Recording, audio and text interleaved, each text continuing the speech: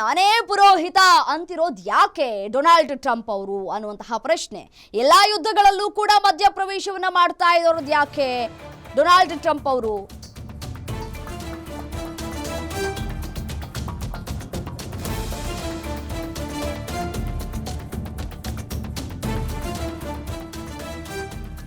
America ಅಧ್ಯಕ್ಷನಿಗೆ Nobel ಪ್ರಶಸ್ತಿ ಪಡೆಯುವಂತಹ ಕನಸೇನಾದ್ರೂ ಇದೆಯಾ ಅಂತ ಭಾರತ ಪಾಕಿಸ್ತಾನ ಯುದ್ಧ ವಿರಾಮದ ಕ್ರೆಡಿಟ್ ಅನ್ನ ಪಡೆದಿದ್ಯಾಕೆ ಅಂತ ಉಕ್ರೇನ್ ರಷ್ಯಾ ಯುದ್ಧವನ್ನ 24 ಗಂಟೆಗಳಲ್ಲಿ ನಿಲ್ಲಿಸ್ತೇನೆ ಅಂತ ಅಂದಿದ್ಯಾಕೆ? ಉಕ್ರೇನ್ ವಾರ್ ನಿಲ್ಲಿಸೋದಾಗಿ ಚುನಾವಣೆ ಮುಂಚೆ ಹೇಳಿದ್ರು ಡೊನಾಲ್ಡ್ ಟ್ರಂಪ್. ಗಾಜಾವನ್ನ ಸಿಲಿಕಾನ್ ವ್ಯಾಲಿ ಮಾಡೋದಾಗಿಯೂ ಕೂಡ ಹೇಳಿದ್ದಂತಹ ಟ್ರಂಪ್ಗೆ ನೊಬೆಲ್ ಶಾಂತಿ ಪ್ರಶಸ್ತಿ ಪಡೆಯುವಂತಹ ಹುಕ್ಕಿ ಹುಟ್ಟಿದ್ಯಾ ಅನ್ನುವಂತಹ ಪ್ರಶ್ನೆಗಳು ಕೂಡ ಈಗ ಕಾಡ್ತಾ ಇದೆ. ಹೀಗಂತ ಅಮೆರಿಕದ ಮಾಧ್ಯಮಗಳೇ ಲೇವಡಿ ಮಾಡ್ತಾ ಇರೋದು ಯಾಕೆ? ಈ ಹಿಂದೆ ಬರಾಕ್ ಒಬಾಮಾ ನೊಬೆಲ್ ಶಾಂತಿ ಪ್ರಶಸ್ತಿಯನ್ನ ಕೂಡ ಪಡೆದುಕೊಂಡಿದ್ರು. ಒಬಾಮಾ ರೀತಿ ನಾನೂ ಕೂಡ ನೊಬೆಲ್ ಶಾಂತಿ ಪ್ರಶಸ್ತಿಯನ್ನ ಪಡಿಬೇಕು ಅನ್ನುವಂತಹ ಆಸೆಗಳೇನಾದ್ರೂ ಹೆಚ್ಚಾಗ್ತಾ ಇದೆಯಾ ಡೊನಾಲ್ಡ್ ಟ್ರಂಪ್ಗೆ ಅಂತ ಹೇಳಿ, ಒಬಾಮಾಗಿಂತ ನಾನೇನು ಕಡಿಮೆ ಇಲ್ಲ ಅನ್ನೋದನ್ನ ತೋರಿಸೋದಕ್ಕೆ ಪ್ರಯತ್ನಗಳಾಗ್ತಾ ಇದೆಯಾ? ವಿಶ್ವದಲ್ಲಿ ಎಲ್ಲೇ ದಾಳಿ ಆದ್ರೂ ಮಧ್ಯಪ್ರವೇಶವನ್ನ ಮಾಡ್ತಾರೆ. ಎಕ್ಸಾಂಪಲ್, ಈ ಹಿಂದೆ ಕೂಡ ರಷ್ಯಾ ಉಕ್ರೇನ್ ಯುದ್ಧ ಆಯ್ತು, ಆ ಸಂದರ್ಭದಲ್ಲೂ ನಾನು ಮಧ್ಯಪ್ರವೇಶವನ್ನ ಮಾಡಿದ್ದೀನಿ, ನಾನು ತಿಳಿಗೊಳಿಸುವಂತಹ ಕೆಲಸವನ್ನ ಮಾಡ್ತೀನಿ ಅಂತ ಹೇಳಿದ್ರು ಟ್ರಂಪ್ ಅವರು. ಮತ್ತೆ ಇನ್ನೊಂದು ಇಸ್ರೇಲ್ ಹಮಾಸ್ ಯುದ್ಧವನ್ನು ಕೂಡ ತಾನೇ ಮಧ್ಯಪ್ರವೇಶವನ್ನ ಮಾಡಿ ನಿಲ್ಲಿಸ್ತೀನಿ ಅನ್ನುವಂತಹ ಮಾತುಗಳನ್ನಾಡಿದ್ರು. ಸೊ ಸಾಕಷ್ಟು ಪ್ರಯತ್ನಗಳನ್ನು ಕೂಡ ಮಾಡ್ತಾ ಇದ್ದಾರೆ. ಆ ಮೂಲಕ ತಾನು ಪ್ರಭಾವಶಾಲಿ, ಶಕ್ತಿಶಾಲಿ, ನಾನೇ ಎಲ್ಲ ಇಡೀ ವಿಶ್ವವನ್ನ ಕಂಟ್ರೋಲ್ ಮಾಡುವಂತಹ ವ್ಯಕ್ತಿ ನಾನೇ ಅಂತ ಹೇಳಿ ಪ್ರತಿಬಿಂಬಿಸುವಂತಹ ಕೆಲಸವನ್ನ ಮಾಡದಂತೆ ಕಾಣಿಸ್ತಾ ಇದೆ. ಇದರ ಜೊತೆಗೆ ನೊಬೆಲ್ ಪ್ರಶಸ್ತಿಯನ್ನ ಪಡೆದುಕೊಳ್ಳುವಂತಹ ಆಸೆಗಳು ಕೂಡ ಹೆಚ್ಚಾಗಿ ಕಾಣಿಸ್ತಾ ಇದೆ ಅನ್ನುವಂತಹ ಮಾತುಗಳು ಕೂಡ ಕೇಳಿ ಬರ್ತಾ ಇರುವಂಥದ್ದು. ಅಂದ್ರೆ ಇದನ್ನ ನಾವು ಹೇಳ್ತಾ ಇಲ್ಲ, ಅಲ್ಲಿನ ಮಾಧ್ಯಮಗಳೇ ಕೂಡ ಈ ಒಂದು ವಿಚಾರಕ್ಕೆ ಸಂಬಂಧಪಟ್ಟಂತೆ ವ್ಯಂಗ್ಯವನ್ನ ಆಡ್ತಾ ಇದ್ದಾವೆ. ಮಾಧ್ಯಮಗಳು ಮತ್ತೆ ಪತ್ರಿಕೆಗಳಲ್ಲೂ ಕೂಡ ಈ ಒಂದು ವಿಚಾರ ಚರ್ಚೆಗೆ ಮತ್ತೆ ಮುನ್ನೆಲೆಗೂ ಕೂಡ ಬರ್ತಾ ಇದೆ.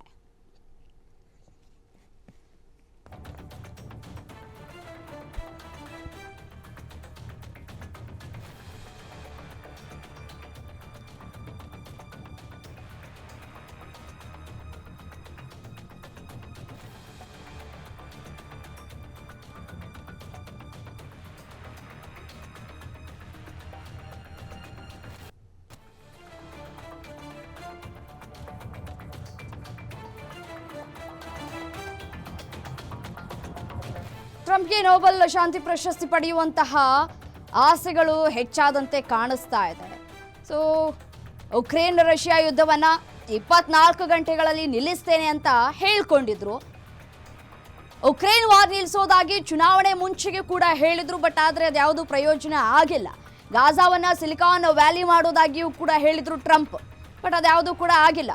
ಡೀಟೇಲ್ಸ್ ಕೊಡ್ತಾರೆ ಗ್ಯಾರಂಟಿ ನ್ಯೂಸ್ನ ಡಿಜಿಟಲ್ ಎಡಿಟರ್ ದಿಲೀಪ್ ನೇರ ಸಂಪರ್ಕದಲ್ಲಿ ಜಾಯಿನ್ ಆಗ್ತಾ ಇದ್ದಾರೆ. ಎಸೇನೋ ದಿಲೀಪ್, ಮೇಲಿಂದ ಮೇಲೆ ಅಮೆರಿಕ ತಾನೇ ಬೆನ್ನನ್ನ ತಟ್ಕೊಳ್ತಾ ಇರುವಂತಹ ಕೆಲಸವನ್ನ ಕೂಡ ಮಾಡ್ತಾ ಇದೆ. ಯಾವುದೇ ಒಂದು ಯುದ್ಧ ಏನಾದರೂ ಆಗುವಂತಹ ಸಂದರ್ಭದಲ್ಲಿ ಅದಕ್ಕೆ ತಾನು ಮುಂದೆ ಬರುವಂಥದ್ದು ಅಥವಾ ಹೇಳಿಕೆ ಕೊಡುವಂತಹ ಕೆಲಸವನ್ನ ಕೂಡ ಮಾಡ್ತಾ ಇದೆ. ಈಗ ಭಾರತದ ವಿಚಾರವಾಗಿಯೂ ಕೂಡ ಮೂಗು ತೂರಿಸುವಂತಹ ಕೆಲಸವನ್ನ ಮಾಡಿದೆ. ಯಾಕೆ ಈ ರೀತಿಯಾಗಿ ಕ್ರೆಡಿಟ್ ತೆಗೆದುಕೊಳ್ಳುವಂತಹ ಹುಚ್ಚು ಆಸೆ ಅಂತ ಹೇಳಿ? ರಮ್ಯಾ, ಇದು ಅಮೆರಿಕ ಕ್ರೆಡಿಟ್ ತಾಣಕ್ಕೆ ಪ್ರಯತ್ನ ಪಡ್ತಿರೋದು ಅಂತ ಹೇಳೋದಕ್ಕಿಂತ ಹೆಚ್ಚಾಗಿ ಟ್ರಂಪ್ ಕ್ರೆಡಿಟ್ ತಾಣಕ್ಕೆ ಪ್ರಯತ್ನ ಪಡ್ತಾ ಇದ್ದಾರೆ ಪ್ರತಿ ಹಂತದಲ್ಲಿ. ಏನಂದರೆ ಇವನ್ ಬರಾಕ್ ಒಬಾಮಾ ಏನಿದ್ರು 2 ಬಾರಿ ಸತತವಾಗಿ ಅಮೆರಿಕದ ಅಧ್ಯಕ್ಷರಾಗಿದ್ದರು ಬರಾಕ್ ಒಬಾಮಾ, ಅವರಿಗೆ ಒಂದು ನೊಬೆಲ್ ಶಾಂತಿ ಪುರಸ್ಕಾರ ಸಿಗುತ್ತೆ. ಆದರೆ ಈ ನೊಬೆಲ್ ಶಾಂತಿ ಪುರಸ್ಕಾರವನ್ನು ಪಡೆದ ಒಬಾಮಾ ಅವರು ಹಲವು ಯುದ್ಧಗಳನ್ನು ಮಾಡಿರ್ತಾರೆ ಜಾಗತಿಕ ಮಟ್ಟದಲ್ಲಿ. ಅಂದರೆ ಏನೊಂದು ಇರಾಕ್ನಲ್ಲಿ ಯುದ್ಧ ನಡೆಯುತ್ತೆ, ಮತ್ತು ಅಫ್ಘಾನಿಸ್ತಾನದಲ್ಲಿ ಬಾಂಬಿಂಗ್ಗಳಾಗ್ತವೆ, ಅದೆಲ್ಲದೂ ಕಾಮಿಕಾಜಿ ಡ್ರೋನ್ಗಳ ಮೂಲಕ ಒಂದು ಪ್ರೆಸಿಷನ್ ಸ್ಟ್ರೈಕ್ಗಳು ಕೂಡ ನಡೆದಿರುತ್ತೆ. ಈ ಎಲ್ಲ ದಾಳಿಗಳನ್ನು ಸಮ್ಮತಿ ಕೊಟ್ಟಿರೋದು ಒಬಾಮಾ ಆಗಿರ್ತಾರೆ. ಮತ್ತು ಬಿನ್ ಲ್ಯಾಡನ್ನ ಹತ್ಯೆ ಕೂಡ ಒಬಾಮಾ ಅಧ್ಯಕ್ಷರಾಗಿರೋ ಕಾಲದಲ್ಲೇ ಆಗಿರುತ್ತೆ. ಆದರೆ ಒಬಾಮಾ ಅವ್ರಿಗೆ ಶಾಂತಿ ಪ್ರಶಸ್ತಿ ಕೊಟ್ಟಿರ್ತಾರೆ. ಒಬಾಮಾಗೆ ನೊಬೆಲ್ ಶಾಂತಿ ಪುರಸ್ಕಾರ ಕೊಡೋದಕ್ಕೆ ಕಾರಣ ಅವರು ಬರಾಕ್ ಒಬಾಮಾ ಅನ್ನೋದು, ಅಂದರೆ ಅವರ ಹೆಸರಿನಲ್ಲೇ ಇದೆ ಅವರಿಗೆ ನೊಬೆಲ್ ಶಾಂತಿ ಪುರಸ್ಕಾರ ಯಾಕೆ ಕೊಟ್ಟರು ಅಂತೇಳ್ಬಿಟ್ಟು ಟ್ರಂಪ್ ವಾದ. ಜೊತೆಯಲ್ಲೇ ಈ ಒಂದು ಬರಾಕ್ ಒಬಾಮಾ ಏನಿದ್ದಾರೆ ಅವರು ಒಂದು ಎಡಪಂಥೀಯ ಮನಸ್ಥಿತಿ ಇರೋರು, ಹಂಗಾಗಿ ಅವ್ರಿಗೆ ನೊಬೆಲ್ ಶಾಂತಿ ಪುರಸ್ಕಾರ ಕೊಡ್ತಾರೆ. ನಾನು ಬಲಪಂಥೀಯ ಮನಸ್ಥಿತಿ ಇರೋನು, ನನಗೆ ನೊಬೆಲ್ ಶಾಂತಿ ಪುರಸ್ಕಾರ ಕೊಡಲ್ಲ ಅಂತ ಹೇಳ್ಬಿಟ್ಟು ಡೊನಾಲ್ಡ್ ಟ್ರಂಪ್ ಅವರು ಹಲವು ಬಾರಿ ಹೇಳಿದರು. ಈಗ ಡೊನಾಲ್ಡ್ ಟ್ರಂಪ್ ಅವ್ರಿಗೆ ಒಂದು ಅಬ್ಸೆಷನ್ ಕಾಡ್ತಿದೆ, ಅಂದರೆ ಒಂದು ಮಹದಾಸೆ, ಒಂದು ವ್ಯಾಮೋಹ ಕಾಡ್ತಾ ಇದೆ, ನನಗೆ ನೊಬೆಲ್ ಶಾಂತಿ ಪುರಸ್ಕಾರ ಸಿಗಬೇಕು ಅಂತ. ಕಳೆದ ಬಾರಿ ಅವರೇನು ಅಧ್ಯಕ್ಷರಾಗಿದ್ದರು, ಆ ಅವಧಿಯಲ್ಲಿ ಕೂಡ ಅವರು ಇರಾನ್ನಲ್ಲಿ ಒಂದು ಡ್ರೋನ್ ದಾಳಿಗೆ ಕಾರಣ ಆಗಿದ್ದರು. ಅದೇ ರೀತಿ ಈಗ ಒಂದು ಏನೊಂದು ಯುದ್ಧ ನಡೀತಾ ಇದೆ, ಯಾವುದೊಂದು ಬೈಡನ್ ಅವರು ಅಧ್ಯಕ್ಷರಾಗಿದ್ದಂಥ ಸಮಯದಲ್ಲಿ 2 ಯುದ್ಧಗಳು ಶುರುವಾಗ್ತವೆ. ಒಂದು ರಷ್ಯಾ ಮತ್ತು ಉಕ್ರೇನ್ ಸಮರ, ಮತ್ತೊಂದು ಇಸ್ರೇಲ್ ಮತ್ತು ಹಮಾಸ್ ಸಮರ.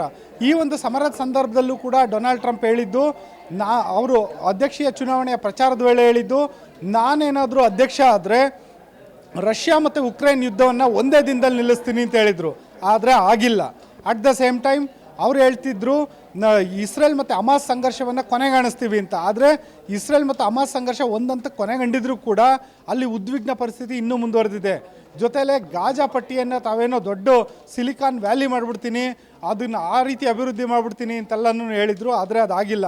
ಇನ್ನು ಉಕ್ರೇನ್ ಜೊತೆಗೆ ಒಂದು ಡೀಲ್ ಮಾಡ್ಕೊಂಬಿಡ್ತೀವಿ ಅಂತ ಹೇಳಿದರು, ಅದಾಗಿಲ್ಲ.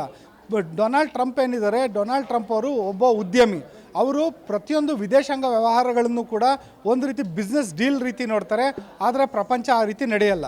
ಜೊತೆಗೆ ಡೊನಾಲ್ಡ್ ಟ್ರಂಪ್ ಅವರು ಏನು ಮಾಡ್ತಾರೆ, ಇಡೀ ವಿಶ್ವನೇ ನಮ್ಮ ಮಾತು ಕೇಳುತ್ತೆ, ನಾವು ವಿಶ್ವದ ದೊಡ್ಡಣ್ಣ ಅಂತೇಳ್ಬಿಟ್ಟು ತಾವೇನೊಂದು ವ್ಯಾಪಾರ ವಹಿವಾಟಿನ ಮೇಲೆ ನಾನು ಟ್ಯಾರಿಫ್ ಹಾಕ್ತೀನಿ, ನಾನೊಂದು ಸುಂಕ ವಿಧಿಸ್ತೀನಿ, ನಾನು ಹೆಚ್ಚುವರಿ ದರ ವಿಧಿಸೋದ್ರ ಮೂಲಕ ಇಡೀ ವಿಶ್ವನ ಕಂಟ್ರೋಲಿಗೆ ತೊಗೊತೀನಿ ಅಂತ ನೋಡಿದ್ರು. ಆದರೆ ಮೊದಲು ಅಮೇರಿಕಾಗೆ ಸಡ್ಡು ಹೊಡೆದಿದ್ದು ಚೈನಾ.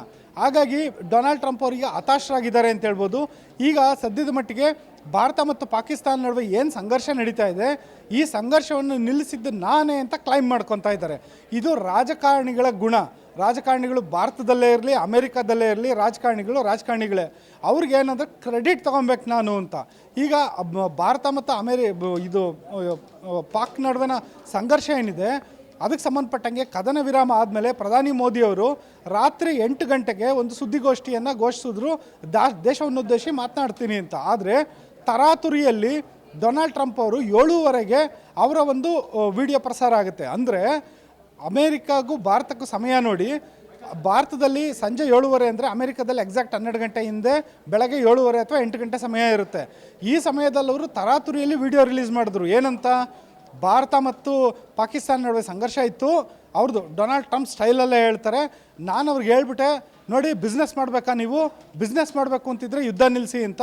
ಅವರು ಯುದ್ಧ ನಿಲ್ಲಿಸ್ಬಿಟ್ರು ಅಂತ. ಅಂದರೆ ಬಿಸ್ನೆಸ್ ಕಾರಣ ಕೊಟ್ಟು ಭಾರತ ಯುದ್ಧ ನಿಲ್ಲಿಸ್ತು ಅಂತ ಹೇಳೋದ್ರ ಮೂಲಕ ಭಾರತದ ಏನೊಂದು ಆಪರೇಷನ್ ಸಿಂಧೂರ, ಅದರದ ಹಿಂದೆ ಒಂದು ಭಾವನೆ ಇದೆ, ಅದರ ಹಿಂದೆ ಒಂದು ಆಕ್ರೋಶ ಇದೆ. ಆ ಆಕ್ರೋಶ ಕೇವಲ ಒಂದು ಬಿಸ್ನೆಸ್ ಕಾರಣಕ್ಕೆ ನಿಂತೋಯ್ತು ಅನ್ನೋ ರೀತಿ ಬಿಂಬಿಸೋಕ್ಕೆ ಪ್ರಯತ್ನ ಪಟ್ಟರು. ಎಲ್ಲದಕ್ಕಿಂತ ಹೆಚ್ಚಾಗಿ ಈ ಎಲ್ಲ ಒಂದು ಸಂಘರ್ಷ ನಿಲ್ಲೋದಕ್ಕೆ ನಾನು ಕಾರಣ ಅಂತೇಳ್ಬಿಟ್ಟು ಕ್ರೆಡಿಟ್ ತೊಗೊಳಕ್ಕೆ ಶುರು ಮಾಡಿದ್ರು. ಆದರೆ ಸಂಘರ್ಷ ನಿಜವಾಗ್ಲೂ ನಿಲ್ಲಕ್ಕೆ ಕಾರಣ ಏನು ಅಂತ ಪ್ರಧಾನಿ ಮೋದಿ ಅವರು ಹೇಳಿದ್ರು, ಮತ್ತು ವಿದೇಶಾಂಗ ಸಚಿವರು ಕೂಡ, ವಿದೇಶಾಂಗ ಇಲಾಖೆ ವಕ್ತಾರರು ಹೇಳಿದ್ರು. ಏನೋ ರಣಧೀರ್ ಜೈಸ್ವಾಲ್ ಅವರು ಸುದ್ದಿಗೋಷ್ಠಿ ನಡೆಸಿ ಸ್ಪಷ್ಟವಾಗಿ ಹೇಳಿದ್ರು, ಅಮೇರಿಕಾ ಮಧ್ಯಸ್ಥಿಕೆ ವಹಿಸೋದು ನಮಗೆ ಬೇಕಾಗಿಲ್ಲ, ಪಾಕಿಸ್ತಾನದ ಜೊತೆಗೆ ನಾವು ಏಕಪಕ್ಷೀಯವಾಗಿ ಮಾತಾಡ್ತೀವಿ. ಇನ್ನು ಕಾಶ್ಮೀರ ವಿಚಾರನೇನು ಡೊನಾಲ್ಡ್ ಟ್ರಂಪ್ ಅವರು ನಾನು ಮಧ್ಯಸ್ಥಿಕೆ ವಹಿಸ್ಬಿಡ್ತೀನಿ ಅಂತ ಹೇಳ್ತಿದ್ದಾರೆ, ಬೇಕಾಗಿಲ್ಲ ಅಂತ. ಇಲ್ಲೊಂದು ವಿಷಯ ಗಮನಿಸಬೇಕು, ಡೊನಾಲ್ಡ್ ಟ್ರಂಪ್ ಅವರು ಕಳೆದ ಒಂದು 5-6 ದಿನಗಳಿಂದ ಕಾಶ್ಮೀರ ವಿಚಾರವಾಗಿ ಪದೇ ಹೇಳಿಕೆ ಕೊಡ್ತಿದ್ದಾರೆ. ಒಂದು ಸತಿ ಹೇಳ್ತಾರೆ ಡೊನಾಲ್ಡ್ ಟ್ರಂಪು ಕಾಶ್ಮೀರ ವಿವಾದ ದಶಕಗಳಿಂದ ಇದೆ ಅಂತ, ಇನ್ನೊಂದು ಕಡೆ ಹೇಳ್ತಾರೆ ಕಾಶ್ಮೀರ ವಿವಾದ ಶತಮಾನಗಳಿಂದ ಇದೆ ಅಂತ. ನಾವೆಲ್ಲ ಭಾರತೀಯರು, ನಮಗೆಲ್ಲ ಗೊತ್ತಿದೆ, ಭಾರತ ಸ್ವಾತಂತ್ರ್ಯ ಆದ ಮಾರನೇ ದಿನದಿಂದನೇ ಕಾಶ್ಮೀರ ವಿವಾದ ಶುರುವಾಯಿತು ಅಂತ. ಅಂದರೆ ಒಂದು 70 ಚಿಲ್ಲರೆ ವರ್ಷಗಳಿಂದ ಕಾಶ್ಮೀರ ವಿವಾದ ಇದೆ. ಕಾಶ್ಮೀರ ವಿವಾದ ಎಷ್ಟು ವರ್ಷಗಳಿಂದ ಇದೆ ಅನ್ನೋದೇ ಗೊತ್ತಿಲ್ಲದಲೇ ಇರೋ ಒಬ್ಬ ವ್ಯಕ್ತಿ ಕಾಶ್ಮೀರ ವಿವಾದದಲ್ಲಿ ಮಧ್ಯಸ್ಥಿಕೆ ವಹಿಸ್ತೀನಿ ಅಂತ ಹೇಳ್ತಿರೋದು ನಿಜಕ್ಕೂ ಹಾಸ್ಯಾಸ್ಪದ. ಈ ರೀತಿ ಹಾಸ್ಯಾಸ್ಪದ ಒಂದು ಹೇಳಿಕೆಗಳನ್ನು ಡೊನಾಲ್ಡ್ ಟ್ರಂಪ್ ಏನಕ್ಕೆ ಕೊಡ್ತಿದ್ದಾರೆ? ಇದಕ್ಕೆಲ್ಲದಕ್ಕೂ ಕಾರಣ ನೊಬೆಲ್ ಶಾಂತಿ ಪುರಸ್ಕಾರ.